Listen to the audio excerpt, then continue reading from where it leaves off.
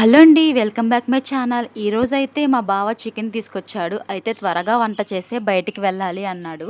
మేము ఎక్కడికెళ్తున్నామో ఏంటో అనేది నెక్స్ట్ వీడియోలో చెప్తాను. బయటికెళ్తున్నాం కదా సినిమాకు, షికారుకో కాదండి. పని మీద వెళ్తున్నాము. వెళ్ళిన చోట పని అవ్వాలంటే ముందు మేము బాగా తినాలి. లేకపోతే కూర్చుని పోతాం, పని చేయలేము. ఎక్కడికెళ్తున్నాం అనేది చెప్పాను కదా, నెక్స్ట్ వీడియోలో చెప్తాను. పిల్లలు పుట్టక ముందు తిరిగినన్ని రోజులు కూడా బాగా తిరిగే వాళ్ళము. ఫంక్షన్స్కి అయితే వెళ్ళే వాళ్ళం కాదు. ఎందుకంటే పిల్లలు లేరు అని అంటారేమో అని చెప్పి. పిల్లలు పుట్టిన తర్వాత అయితే మెయిన్ ఫంక్షన్స్కే వెళ్తున్నాం.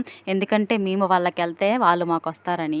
ఒక పక్కన కూర వండుకుంటా, ఇంకోవైపు కూరగాయలు తీసుకొచ్చేసాడనమాట మార్కెట్కి వెళ్ళి. నేను అవి కూడా సర్దేసుకుంటున్నాను, త్వరగా పని అయిపోతుందని.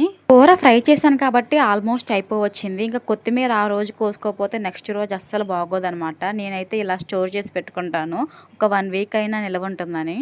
కూర అయితే అయిపోవచ్చింది. దానికి కాంబినేషన్గా చారు కూడా పెట్టేసాం. ఇంకా మేము ఫాస్ట్గా తినేసేసి బయలుదేరిపోయాము. చికెన్ కర్రీ మీరు ఇలానే వండుకుంటారా?